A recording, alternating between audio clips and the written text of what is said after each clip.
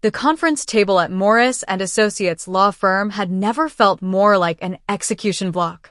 Amina's Uncle Bubakar's perfectly manicured hands slid the inheritance papers across its polished surface, his signet ring catching the light like a warning signal.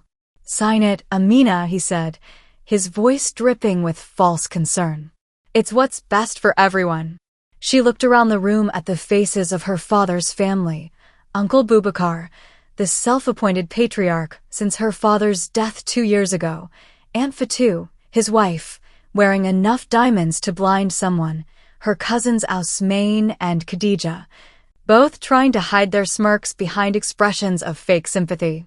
Only Grandmother Awa's seat remained empty. They'd made sure she was too ill to attend this meeting. The papers in front of Amina were simple enough. A complete renunciation of her inheritance rights to the Bradford family holdings, the company her grandfather had built from nothing 50 years ago, the company her father had helped expand before his accident, the company that by all rights should have been split between her and her cousins. "We can't have someone so inexperienced handling such crucial decisions," Uncle Bubakar continued, adjusting his Rolex. "The board agrees the company needs strong, traditional leadership." Traditional, their favorite code word for male. Amina glanced down at her simple black dress, bought off the rack at a department store. They'd always hated how she refused to play their games of designer labels and country club memberships. Even now, Khadija's Chanel perfume seemed to be waging war with her drugstore brand. "The terms are more than generous," Ousmane added, his MBA-polished voice carrying across the table.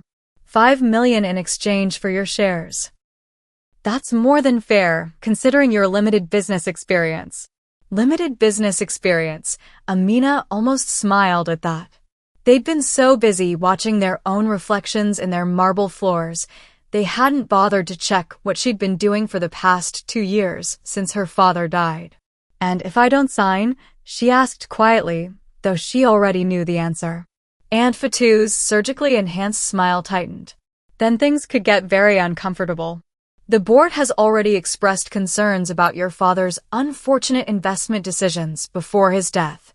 A full audit might be necessary." There it was, the threat. They'd drag her father's name through the mud, create enough doubt to tie everything up in legal battles until she was bankrupted by lawyer fees. What they didn't know was that 6 months ago, Amina had sat in Grandmother Awa's garden, drinking her special blend of Earl Grey tea as the elderly woman explained exactly what she'd done. "They think I'm getting senile," Grandmother Awa had said, her brown eyes sharp as ever. "Let them. While they're busy planning how to steal your inheritance, I've already transferred controlling interest in the holding company to you through offshore accounts they don't even know exist."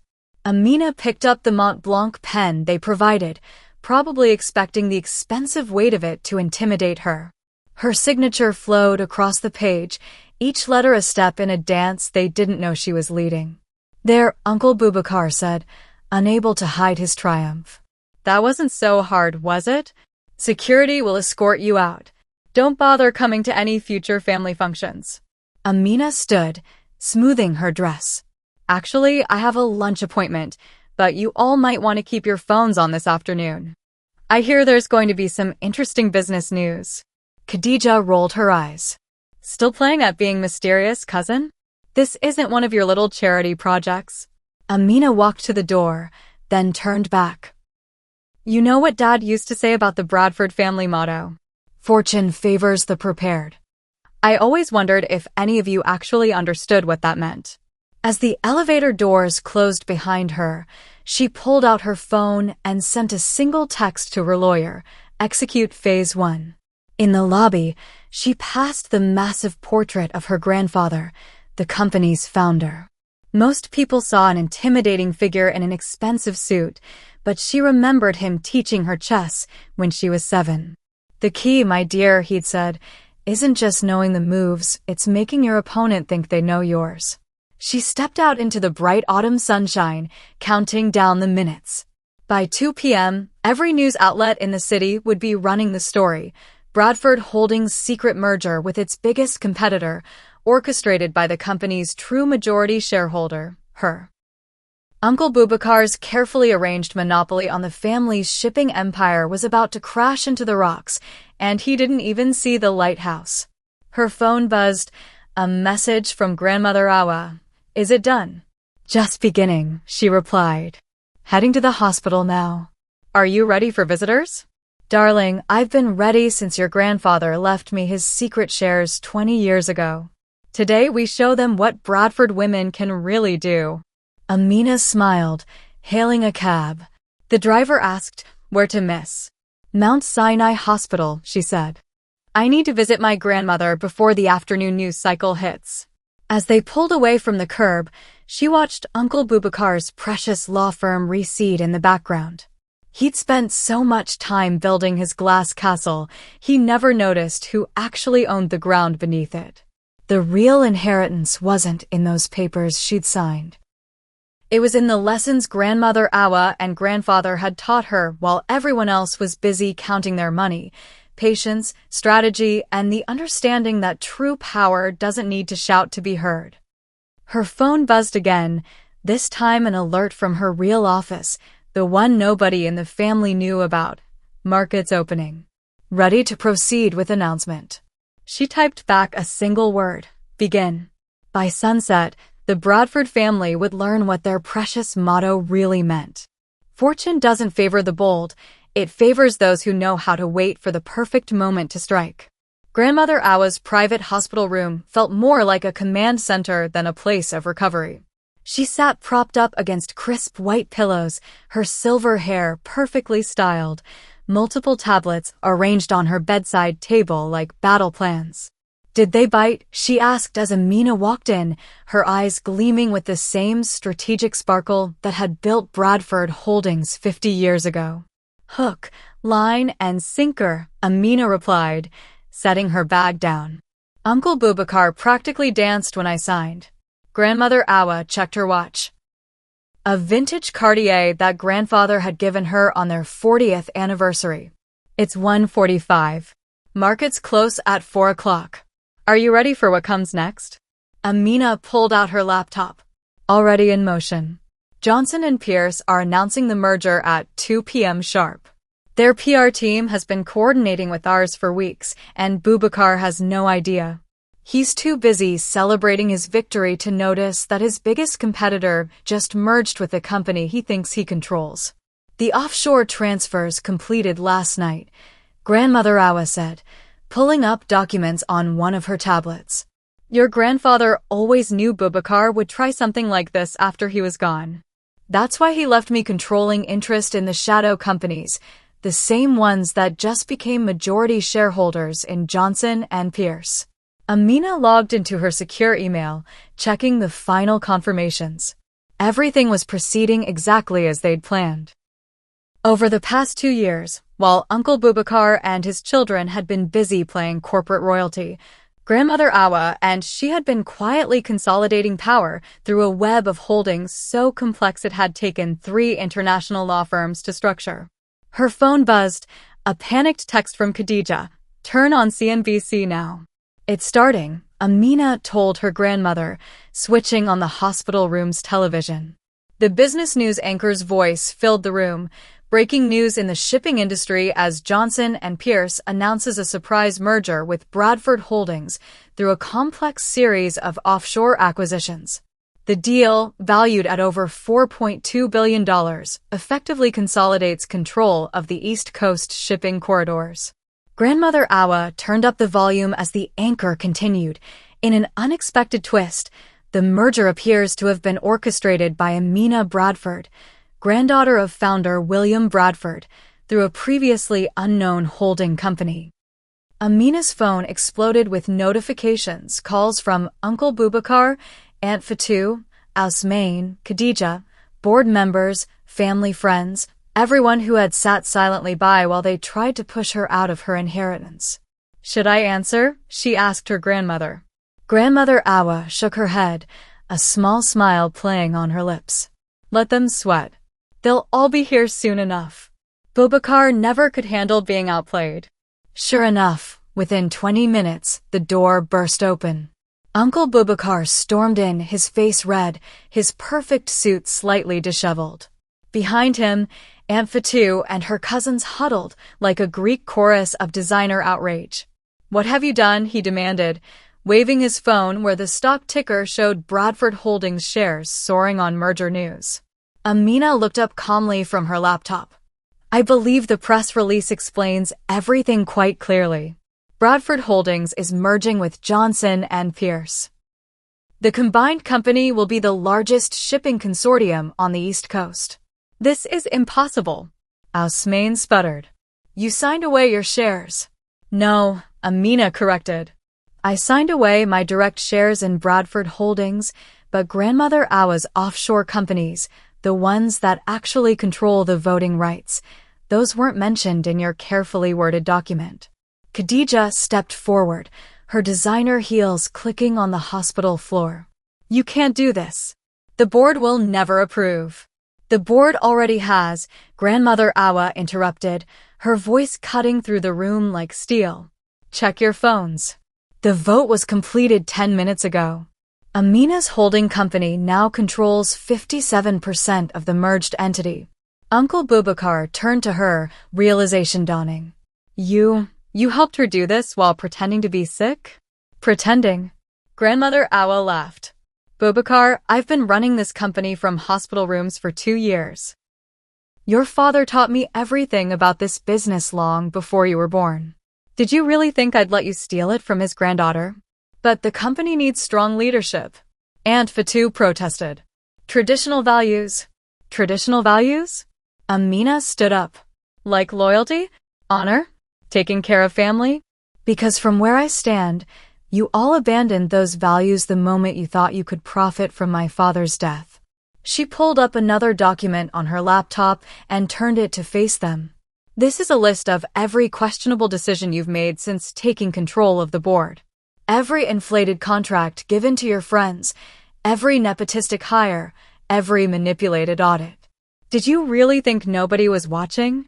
Uncle Bubakar's face went from red to white. "You're bluffing. Try me." Amina met his gaze steadily. "Test whether I'm willing to launch a full investigation into the board's activities over the past 2 years. See how the shareholders react to that kind of scrutiny." The room fell silent except for the continuing market updates from the television. Bradford Holdings stock had jumped another 12% on the merger news. "What do you want?" Uncle Bubakar finally asked, his voice hollow. Amina closed her laptop. "The same thing I've always wanted, what Dad worked for, what Grandfather built. A company run with integrity, not ego. You all have a choice to make. Work with me to build something better, or cash out now and walk away." Ousmane laughed bitterly. "You expect us to work for you after this?" "No," she replied. "I expect you to work with me, or find another industry to work in. Your choice." Grandmother Awa pressed a button on her bed, calling a nurse. "I think that's enough excitement for one day. Amina, dear, would you mind having security escort them out? I believe they have some decisions to make." As they were led from the room, Uncle Bubakar turned back one last time. "You planned this all along, every step?" "No, Uncle Bubakar. You planned this when you decided I wasn't worthy of my inheritance. I just decided to prove you wrong." After they left, Grandmother Awa reached for Amina's hand. "Your grandfather would be proud, not just of what you did, but how you did it." Amina squeezed her hand gently. "We're not finished yet." "No," her grandmother agreed, picking up one of her tablets. "Now comes the hard part, actually running the company we just saved." She looked at Grandmother Awa, who nodded encouragingly. "Tell them the new CEO of Bradford Johnson Shipping will be making a full statement at 9 a.m., she replied. "And make sure Uncle Bubakar's old office is cleared out by then. I have some redecorating to do." Outside the hospital window, the sun was setting over the city skyline. Somewhere in those gleaming towers, her father's family was realizing that they'd just been outmaneuvered by the very person they'd underestimated all along. But this wasn't about revenge. It was about legacy and proving that sometimes the best way to honor a family's heritage is to fight for it, even against your own blood. The morning of the press conference, Amina stood in her father's old office, now her office, adjusting her mother's vintage Rolex. Not a flashy piece like Uncle Bubakar's, but a quiet statement of elegance that told its own story. Through the floor-to-ceiling windows, she could see 3 cargo ships bearing the Bradford Johnson logo entering the harbor. The merger was already physically visible in the water. Miss Bradford, her new assistant Thierno, appeared at the door. "They're ready for you in the conference room, and your family is here." She nodded, unsurprised. "All of them?" "Yes, even the ones who weren't invited." "Perfect." She checked her reflection in the window. The tailored navy suit she wore was expensive but understated, chosen to send a message. She wasn't here to play their games of conspicuous wealth. She was here to work. The main conference room fell silent as she entered. On one side sat the board members and major shareholders, including several Johnson and Pierce executives. On the other, her family, Uncle Bubakar, Aunt Fatou, Ousmane, and Khadija, all looking like they'd aged years overnight. But the seat that drew everyone's attention was at the head of the table, where Grandmother Awa sat in her wheelchair, perfectly poised in Chanel, her eyes bright with triumph. "Good morning," Amina said, taking her place at the podium.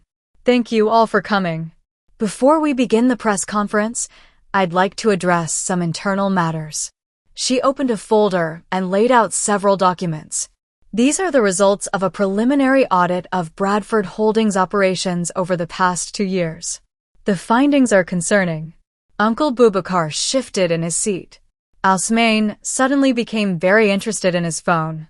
"However," she continued, "I believe in family and in second chances, so I'm offering a choice." She pulled out another set of papers. Option 1. Sign these new contracts. They include revised compensation packages, strict oversight requirements, and ethics clauses. You can maintain your positions within the merged company under new leadership and accountability standards. And option 2? Khadija asked, her voice barely hiding its tremor. Option 2 is simpler. Sign these resignation letters, accept your severance packages, and walk away. No investigations, no public revelations about the creative accounting I've discovered. Uncle Bubakar stood up, his face flushed. "This is blackmail." "No," Grandmother Awa spoke up from her seat. "This is mercy, something you didn't show when you tried to steal her inheritance." "The company needed," he began. "The company needed exactly what it's getting," Amina cut in. "Fresh perspective, ethical leadership, and a return to the values grandfather built it on." She checked her watch. "You have 5 minutes to decide." "The press is waiting." Those 5 minutes felt like hours. She watched her family huddle together, whispering furiously, occasionally glancing at the documents she'd laid out. Finally, Uncle Bubakar approached the podium. "We'll sign the new contracts," he said stiffly. "But this isn't over." Amina smiled. "Actually, it is. Because those contracts include non-compete clauses and mandatory cooperation with our ongoing audit. One misstep, one attempt to undermine this transition, and option 2 becomes your only choice." One by one, they signed. Even Ousmane, who had spent years telling anyone who'd listened that women couldn't handle complex business decisions, scrawled his name with shaking hands. As they finished, Thierno appeared again. "Press is ready, Miss Bradford." She turned to the board members. "Shall we?" The press conference went exactly as planned. The markets responded enthusiastically to the merger announcement, and her prepared statement about modernizing while honoring tradition hit all the right notes. But it was the question and answer session that really drove everything home. "Miss Bradford," a reporter called out, "your uncle was quoted last week saying you lacked the experience to handle complex business decisions. Your response?" She looked directly at Uncle Bubakar in the audience. "I think today's merger proves that experience comes in many forms. Sometimes the best business education comes from watching others' mistakes." Later that afternoon, she sat with Grandmother Awa in what had once been grandfather's private study. The wood-paneled walls still held photos of ships from the company's early days, back when one man's vision had started it all. He would have loved this, Grandmother Awa said, sipping her tea. Not just the merger, but how you handled it, with grace and strategy. I learned from the best, Amina replied. You and Grandfather played the long game all along, didn't you? Her grandmother smiled. Mamadou knew Boubacar would try to take over eventually. That's why he left me the controlling interests in those offshore companies. We spent years setting up the framework that you finally used. But why not stop Uncle Boubacar sooner? Because you needed to prove yourself, not to us. We always knew what you were capable of, but to yourself. She set down her cup. Besides, watching Boubacar dig his own grave while thinking he was building a throne was rather entertaining. A knock at the door interrupted them. Thierno entered with a stack of papers. Final merger documents are ready for your signature. And there's someone here to see you. Behind him stood Khadija, looking uncomfortable in last season's Prada. Can we talk? Amina nodded to Thierno, who closed the door behind him. I've been thinking, Khadija said, playing with her bracelet, about what you said regarding family and second chances. And I was wrong. We all were. The way we treated you after Uncle Seydou died, the things we said. She took a deep breath. I'd like to learn. Really learn, not just play at being an executive. Amina studied her for a moment. You understand you'll start at the bottom? No special treatment, no shortcuts. Yes, Khadija managed a small smile. I hear the shipping logistics department is a good place to learn the business from the ground up. Monday, 8 a.m., Amina said. Don't be late. And Khadija? Leave the Prada at home. Cargo ships are messy places. After she left, Grandmother Awa chuckled. You're giving her a chance. Like you gave me one, Amina picked up the final merger documents. Besides, someone once told me that true strength isn't about crushing your opponents, it's about knowing when to help them stand back up. That evening, as the sun set over the harbor, she stood at her office window watching their ships move through the water. Each one carried not just cargo, but a legacy, her grandfather's vision, her father's integrity, her grandmother's wisdom, and now her own determination to prove that the greatest inheritance isn't what's given to you, but what you prove you deserve. Her phone buzzed with a text from Uncle Boubacar. You won. Congratulations. She typed back, no, Uncle Boubacar. The company won. The family won. And maybe, if you're willing to learn, you did too. Then she turned back to her desk, where a new set of challenges waited.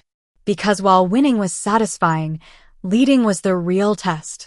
3 months later, Amina stood on the deck of the newest addition to their fleet, the MV Awa Bradford, named in honor of her grandmother. The ship's maiden voyage was carrying relief supplies to West Africa, a new initiative she'd launched to give back to the communities that had shaped their family's heritage. Khadija approached, her designer clothes replaced by practical work attire, her manicured nails now showing the honest wear of someone who'd spent weeks learning every aspect of the shipping business from the ground up. The manifest is complete, she reported. We're ready to depart on schedule. Amina nodded, watching the crew make final preparations. Uncle Boubacar had surprised everyone by throwing himself into his new role with genuine dedication, his ego finally set aside in favor of actual work. Ousmane had chosen to cash out and pursue other ventures, but he'd done so with dignity, acknowledging that some battles are worth losing if they teach you who you really are. You know, Khadija said, leaning against the ship's railing, I never thanked you properly for giving me this chance. You're thanking me every day, Amina replied. By showing up, by learning, by proving that our family's best days don't have to be behind us. As the MV Awa Bradford pulled away from the dock, Amina felt her phone buzz with a message from Grandmother Awa, who was watching from her hospital window. Your grandfather would be proud. Not just of the ships or the profits, but of the woman you've become and the family you're building. She smiled, typing back, the best inheritance of all, knowing that some legacies are worth fighting for, even when the fight is against your own blood. especially then. The ship's horn echoed across the harbor, a sound that spoke of new beginnings, hard-won wisdom, and the unshakable truth that sometimes the greatest victory comes not from defeating your enemies, but from turning them into allies, or at least giving them the chance to become better versions of themselves. Hi besties, thank you so much for watching to the end. Please remember to like, comment, and subscribe. Bye.